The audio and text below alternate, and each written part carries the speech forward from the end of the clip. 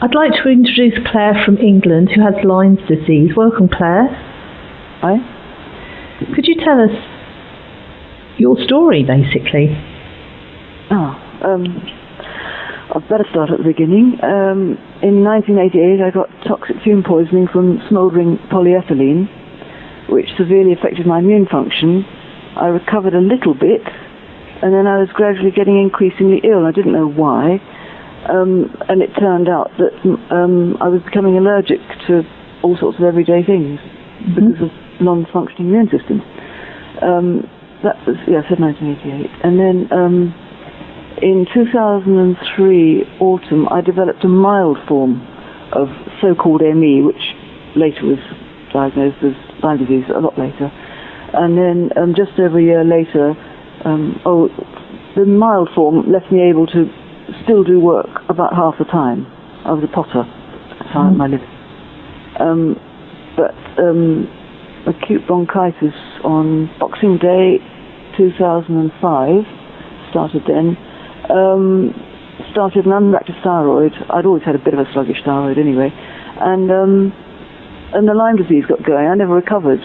I was floored from that day on. I couldn't work, socialise, couldn't do anything. So how old were you when all this started? Well, I was born in so I was 49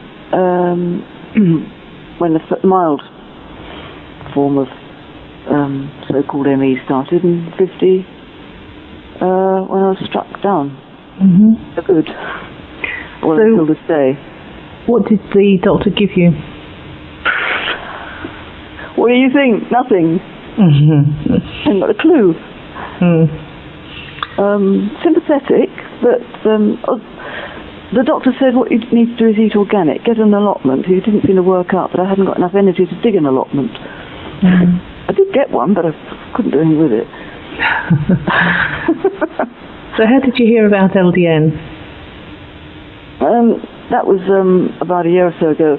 In 2005, a friend of mine who's a scientist who knew she had Lyme disease but hadn't been diagnosed, finally found one GP in the country who was treating people, and so I went. She said she thought I had it, so I went to him, and I did have it. And he's been treating me since 2005, and gradually killing off the bacteria and microfilaria worms, because I've got them as well. Cryptostrongylus pulmonii is sort of a common word, but I think they've changed the name recently. And as I was gradually getting better, but I used to plateau. I'd have a series of treatments and I'd keep plateauing, and so he'd keep introducing or altering the treatments. And when I got to a reasonable stage, he said, okay, try LDN. And so I did, and I'm now I take 10 milligrams twice a day, which is a pretty high dose, I know, but that's how much I need. I built up gradually from whatever it was, the lowest amount, one gram or half a gram or whatever. So how did you find LDN when you first started? Did you have any symptoms, side effects? No side effects.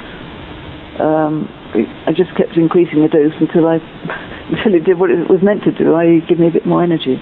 And this is the first year for several years that I haven't had hay fever.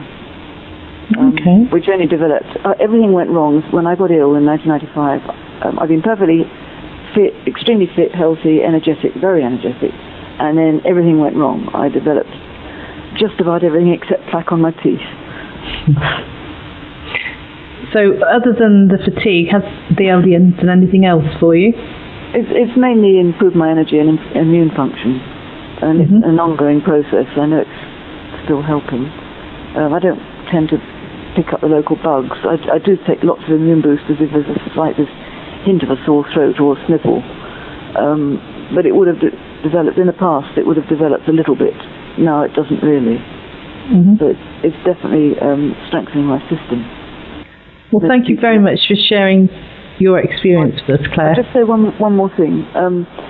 If you get treatment within 2 years of it starting, you stand an excellent chance of recovery. It's more difficult the longer you've had it and the older you are. but some improvement is possible because I've had it for 10 years before starting treatment, and I am getting better. Well, that's really good news. I've got 25% energy as opposed to 5%. Mm-hmm.